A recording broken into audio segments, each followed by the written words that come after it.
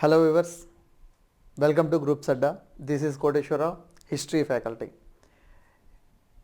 ఈ వీడియోస్ ఎస్పెషల్గా AE aspirants కోసం చేసిన వీడియోస్. మనకి 10th మంత్లో ఏపీపీఎస్సీ నుండి ఏఈకి నోటిఫికేషన్ రిలీజ్ అయిన సంగతి అందరికీ తెలిసిందే. ఓకే, దాంట్లో మనకి సిలబస్ అసిస్టెంట్ ఇంజనీరింగ్కి సంబంధించి సిలబస్ జనరల్ స్టడీస్లో హిస్టరీ అనేది మెన్షన్ చేయడం జరిగింది.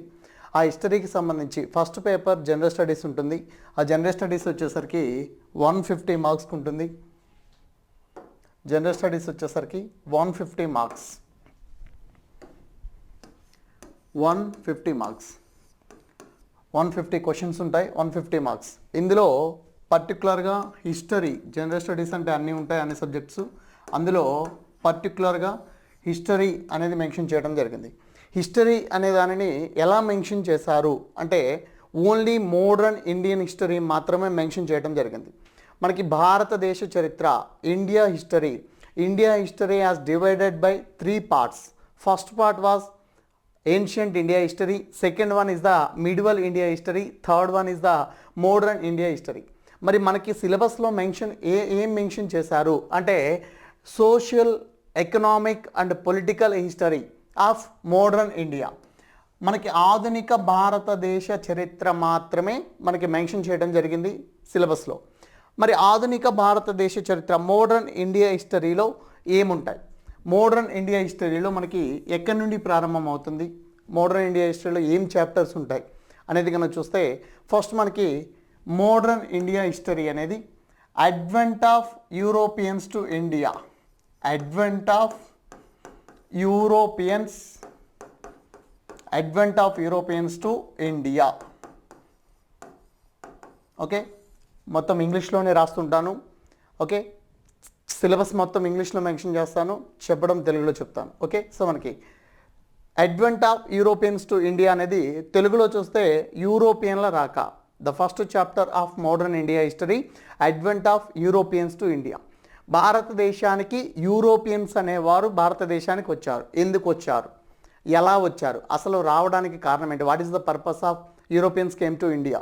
భారతదేశానికి వాళ్ళు రావడానికి మెయిన్ కారణం ఏంటి, ఆ రీజన్ ఏంటి అంటే మనకి trading.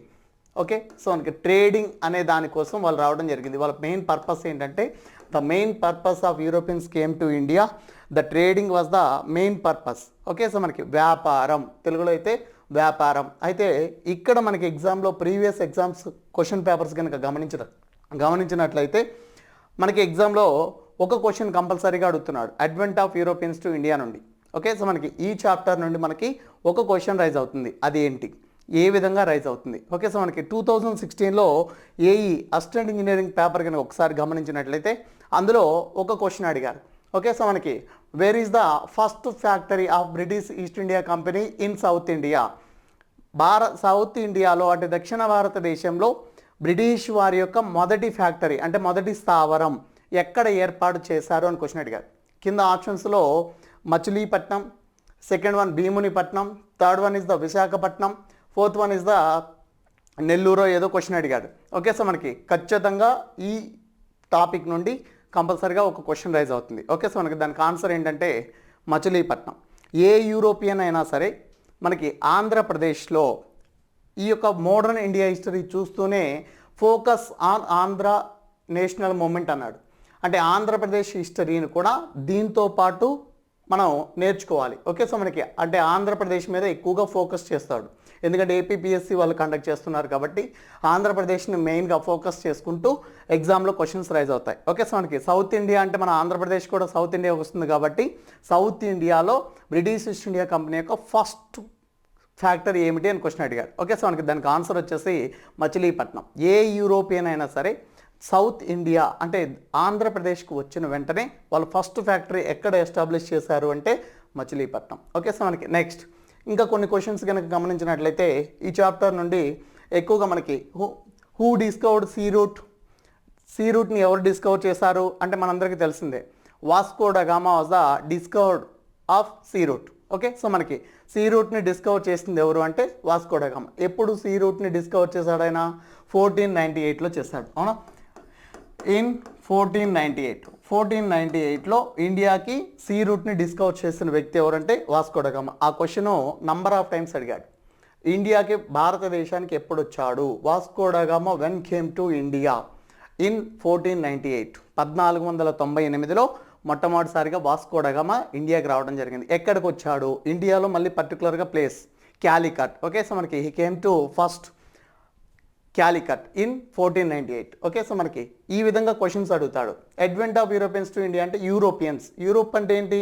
One of the continent. Okay, so మనకి 7 కాంటినెంట్స్లో ఒక continent Europe continent. Okay, so మనకి ఆ యూరోప్ కాంటినెంట్ నుండి ఒక 5 కంట్రీస్ వారు ఇండియాకి రావడం జరిగింది. ఓకే, సో మనకి ఫస్ట్ వచ్చింది ఎవరు?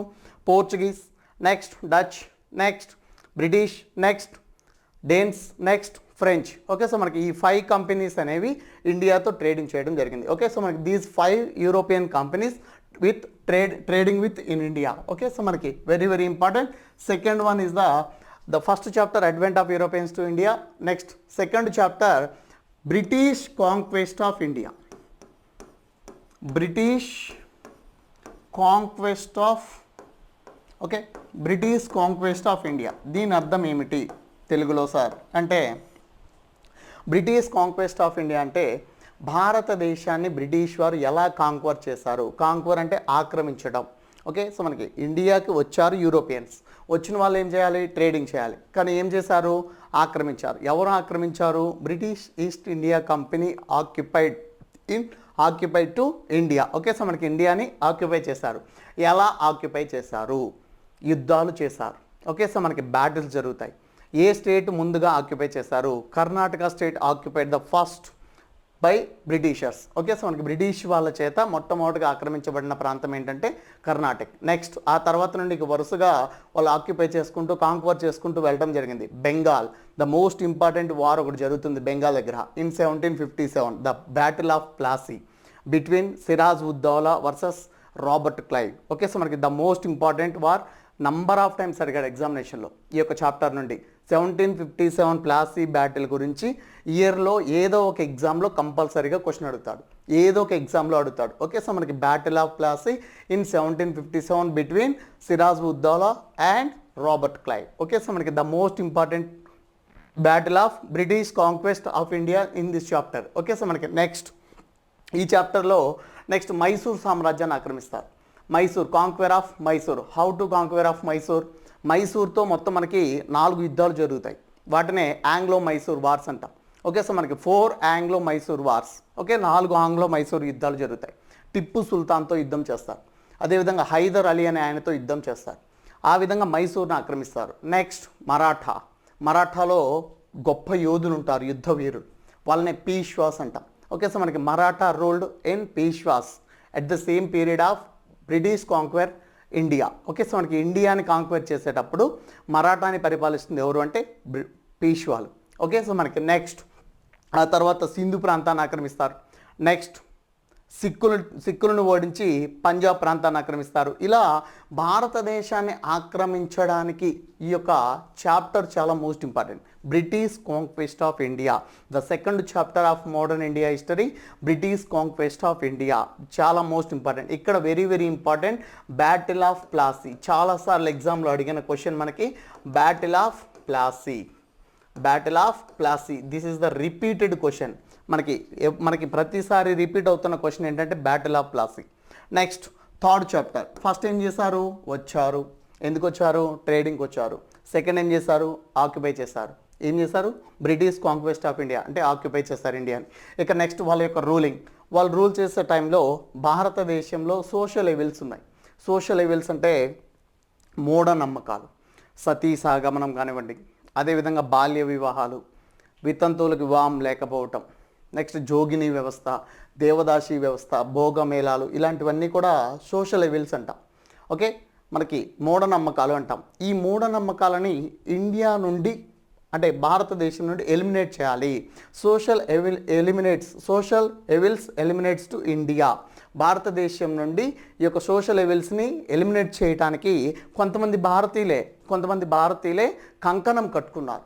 వారిని ఏమంటామంటే సోషల్ రీఫార్మర్స్ అంటాం. ఏమంటాం? సంఘ సంస్కర్తలు. తెలుగులో అయితే సంఘ సంస్కర్తలు. మరి అలా కంకణం కట్టుకున్న ఫస్ట్ ఇండియన్ మొదటి వ్యక్తి ఎవరు అంటే రాయ్, రాజా రామ్మోహన్ రాయ్. ఆయన పేరే రాజా రామ్మోహన్ రాయ్. అందుకే ఆయనని భారతదేశంలో సోషల్ రిఫార్మర్స్కి పితామహుడిగా పిలుస్తారు. Father of social reformer in India. భారతదేశంలో సోషల్ రిఫార్మర్ సాంఘికోద్యమానికి పితామహుడిగా పిలుస్తారు. ఎట్ ద సేమ్ టైం ఇండియాలో ఆయన ఎలాగైతే సాంఘికోద్యమానికి పితామహుడో సేమ్ ఆంధ్రప్రదేశ్లో కూడా ఒక గొప్ప వ్యక్తి ఉంటాడు, ఒక social reformer, the greatest social reformer in Andhra. He was the Kandukuri Veeresalingam. Okay, అందుకే ఆయనని ఆంధ్ర పునర్వికాస పితామహుడు అంటారు. ఆంధ్ర సాంఘికోద్యమ పితామహుడు ఎవరు అంటే కందుకూరి వీరేశలింగం. వాళ్ళ గురించి తెలియజేసే చాప్టర్ ఏంటంటే social and religious reform in India లేదా మూమెంట్స్.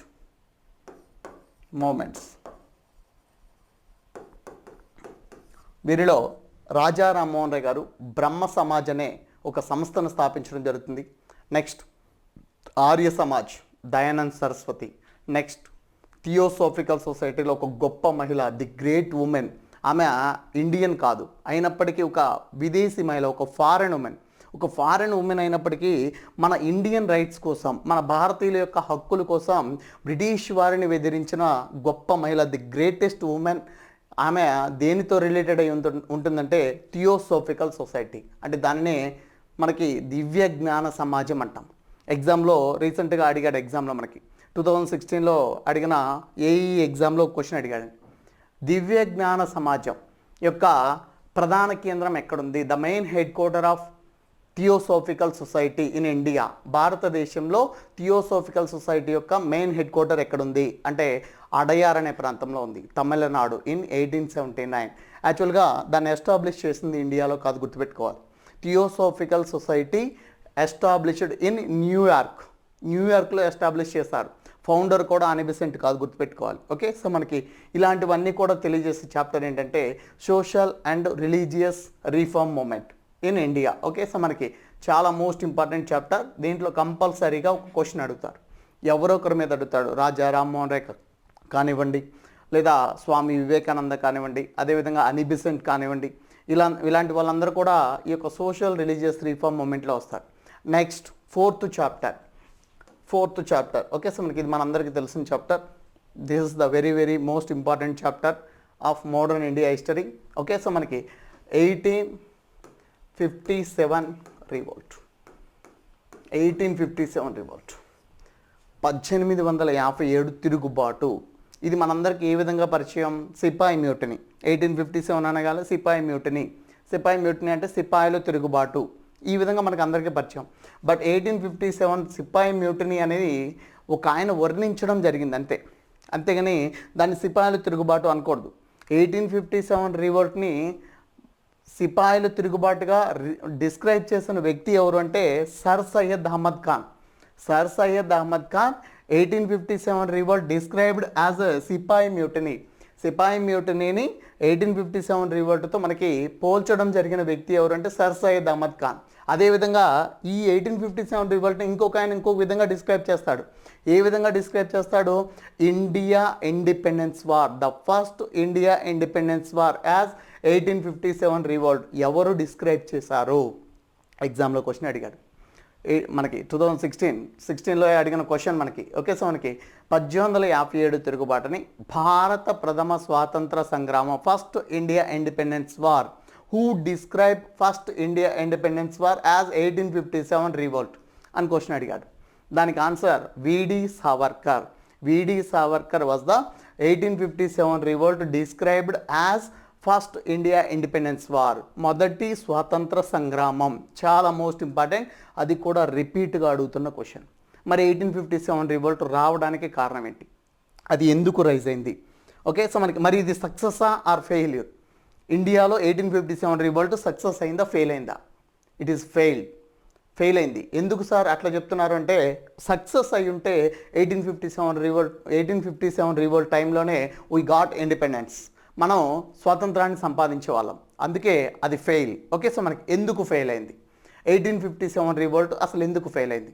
మరి 1857 రివోల్ట్కి ముందు ఇండియాలో అసలు సిపాయి మ్యూటనీస్ జరగలేదా? జరగలేదా?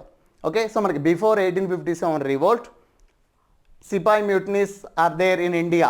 భారతదేశంలో జరగలేదా? ఓకే, సో మనకి జరిగాయి. ఎప్పుడు జరిగాయి? ఓకే, సో మనకి అవి ఎందుకు విఫలమయ్యాయి? అవి ఎందుకు 1857 రివోల్ట్గా మనం చెప్పుకోవట్లేదు? ఓకే, సో మనకి నెక్స్ట్ ఈ 1857 రివోల్ట్లో విఫలానికి కారణం ఒకటి ఉంటుంది. ఇండియా మొత్తం పార్టిసిపేట్ చేయదు, జస్ట్ కేవలం ఒక సిక్స్ స్టేట్స్ మాత్రమే ఇంటర్ఫియర్ అవ్వడం జరుగుతుంది 1857 రివోల్ట్లో. ఓకే, సో మనకి అది ఎందుకు విఫలమైంది? మరి దీన్ని ఎందుకు సార్ ఇంత గొప్పగా ఒక చాప్టర్ లాగా చెప్పుకున్నాం హిస్టరీలో? 1857 రివోల్ట్ని ఎందుకు ఇంత గొప్పగా చెప్పుకుంటున్నాం అంటే దీనివల్ల కొన్ని రిజల్ట్స్ ఉన్నాయి. ఓకే, సో మనకి కొన్ని ఫలితాలు వచ్చాయి. ఆ ఫలితాలు ఏంటనేది మనం చాప్టర్లో చూద్దాం. ఓకే, సో మనకి next 5th chapter 1857 revolt fail అయిన తర్వాత మన భారతీయ మేధావులలో వాళ్ళందరికీ ఒక బల్బ్ వెలిగింది. ఏమని? అందరం కలిసి పోరాడితే భారతదేశానికి స్వాతంత్రం తీసుకురావడం పెద్ద కష్టమేమి కాదు అని చెప్పి మేధావులందరూ, చదువుకున్న వాళ్ళందరూ కూడా, ఓకే, సో మనకి ఇంటెలిజెన్స్ ఎవరైతే ఉంటారో ఇండియాలో వాళ్ళందరూ కూడా ఒక సంస్థగా ఫామ్ అవడం జరిగింది. ఓకే, సో మనకు ఒక సంస్థగా, దాన్నే ఐఎన్సి అసోసియేషన్ అంటాం. చాలా most important. The INC established in 1885. 1885 సంవత్సరంలో ఐఎన్సి అనేది ఎస్టాబ్లిష్ చేయడం జరిగింది. When INC established the Indian national moment started in modern India history. భారతదేశ ఈ చరిత్రలో ఎప్పుడైతే ఈ ఐఎన్సి స్టార్ట్ అయిందో వెంటనే ఇండియా నేషనల్ మూమెంట్ స్టార్ట్ అవడం జరిగింది. India national movement most important. India national movement మనకి ఎగ్జాములో ఎన్ని హిస్టరీ క్వశ్చన్స్ వచ్చినా అందులో 70% క్వశ్చన్స్ ఈ చాప్టర్ నుండే ఉంటాయి. Mostly 70% of questions of history the Indian national moment ఎక్కడి నుండి వస్తాయి? ఇండియన్ నేషనల్ మూమెంట్ చాలా most important. The most important chapter of modern India history, Indian national moment. When was the started off Indian history? INC when started 1885 the started off Indian national moment. Okay, so మనకి ఎప్పుడైతే INC start అవుతుందో అక్కడి నుండి Indian national moment. మన జాతీయోద్యమ నాయకులు, మనకి స్వతంత్రాన్ని తీసుకువచ్చిన ఫ్రీడమ్ ఫైటర్స్, వారి గురించి చెప్పే చాప్టర్ ఇది. దాంట్లో మళ్ళీ మనకి 3 పార్ట్లుగా, ఓకే, సో మనకి Indian national moment divided by 3 parts, 3 phases, 3 ఫేజులుగా చెప్తాం. ఫస్ట్ ఫేజ్ మితవాదులు అంటాం, వాళ్ళనే మోడరేట్ ఫేజ్ అంటాం. మోడరేట్ ఫేజ్ వీళ్ళల్లో మనకి ఎక్కువగా ఎగ్జామ్లో క్వశ్చన్ అడుగుతుంటారు. దాదాబాయి నౌరోజీ అని ఆయన మీద అడిగాడు కూడా ప్రీవియస్లో క్వశ్చన్. భారత కురువృద్ధుడు అని ఎవరిని అంటారు? Who as known as the popular of grand old man of India. Who as known as of popularly grand old man of India. భారత కురువృద్ధుడు అని ఎవరిని అంటారు అంటే దాదాబాయి నౌరోజీ టైటిల్ ఏంటంటే grand old man of India.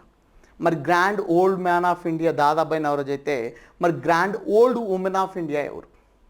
Grand old man of India Dadabhai Naoroji. మరి grand old women భారత కురువృద్ధురాలు ఎవరు? ఓకే, సో మనకి ఇలాంటి క్వశ్చన్స్ అడుగుతాడు. ఇట్లా మనం కురువృద్ధుడు ఉన్నాడంటే కురువృద్ధురాలు కూడా ఉంటుంది. ఈ విధంగా మనం ఆలోచించి మనం ఎగ్జామ్కి ప్రిపేర్ అవ్వాలి. ఓకే, సో మనకి నెక్స్ట్ మోడరేట్ ఫేజ్.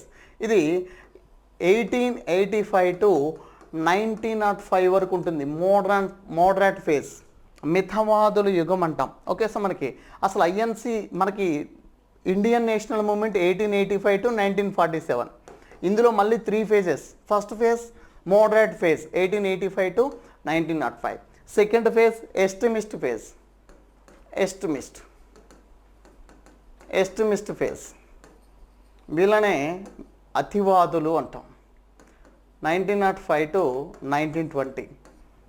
ఎస్టిమిస్ట్ ఫేజ్లో 4 members మాత్రమే ఉంటారు. Only 4 members. Lal Pal Bal and Aurobindo Ghosh వీళ్ళు నలుగురిని మనం ఎస్టిమిస్ట్ ఫేజ్ అంటాం. ఓకే, సో మనకి 3 పార్ట్స్గా డివైడ్ చేసిన తర్వాత ఫస్ట్ ఆఫ్ ఆల్ మనకి మోడరేట్ ఫేజ్ వచ్చేసి moderate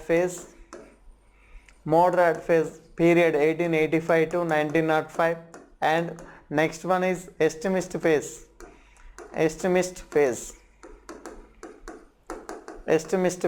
very very most important 1905 to 1920 ఈ కాలాన్ని మనకు ఇండియన్ నేషనల్ మూమెంట్లో ఈ పీరియడ్ని ఎస్టిమిస్ట్ ఫేజ్గా తీసుకుంటాం.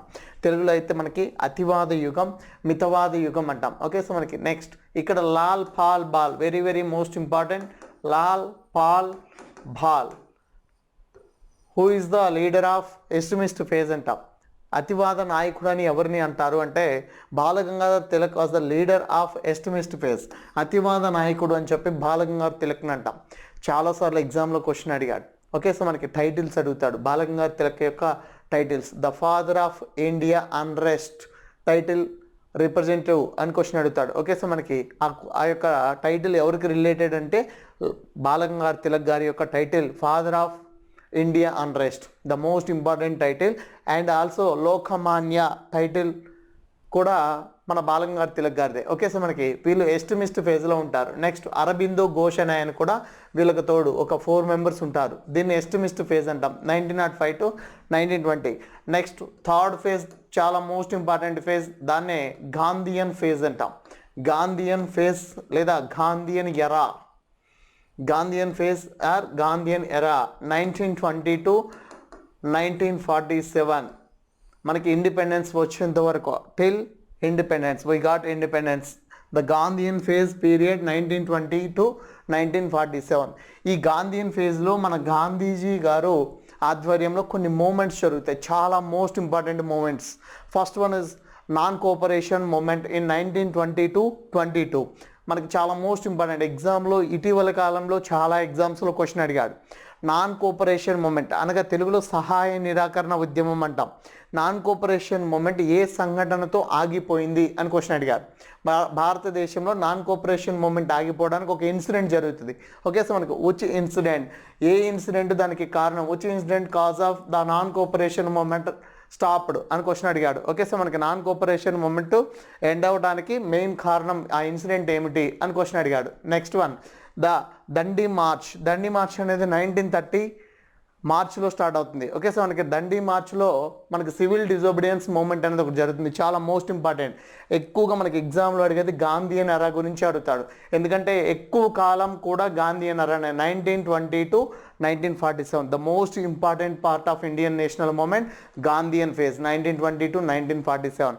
And the last movement of Indian national movement against to Britishers. భారతదేశంలో బ్రిటిష్ వారికి వ్యతిరేకంగా చివరిగా ఒక ఉద్యమం జరుగుతుంది. The last movement of against to Britishers in India.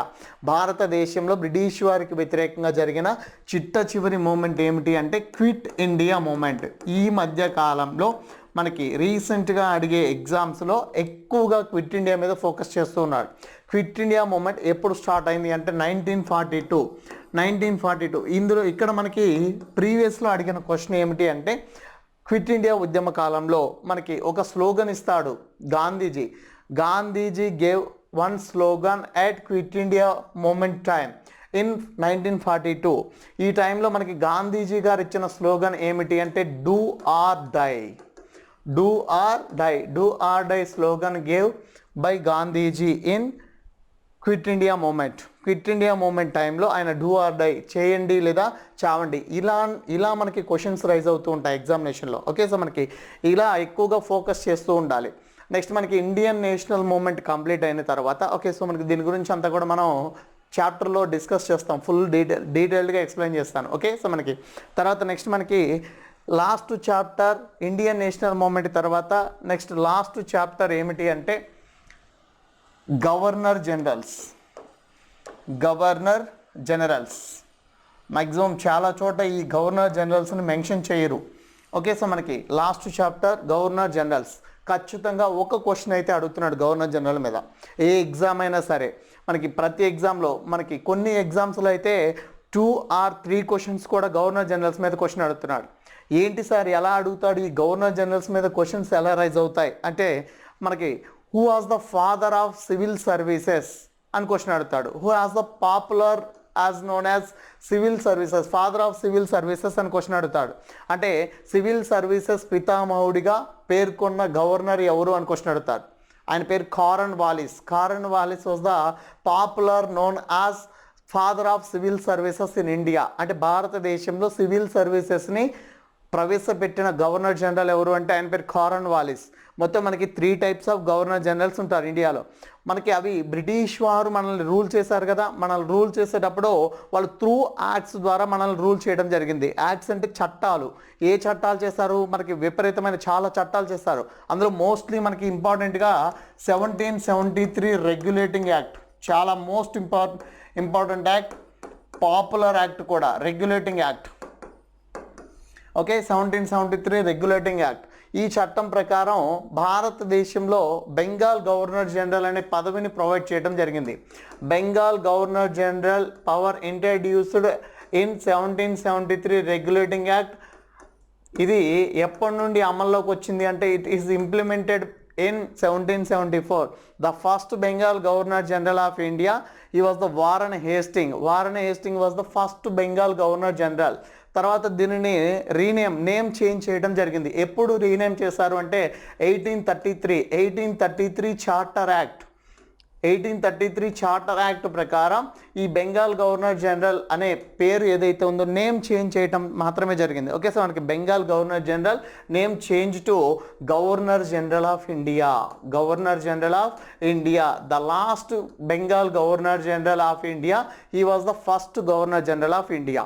Last Bengal governor జనరల్కి ఎవరైతే ఉంటారో ఆయన ఫస్ట్ గవర్నర్ జనరల్ ఆఫ్ ఇండియాగా కూడా ఉండడం జరుగుతుంది. He was the William Bentinck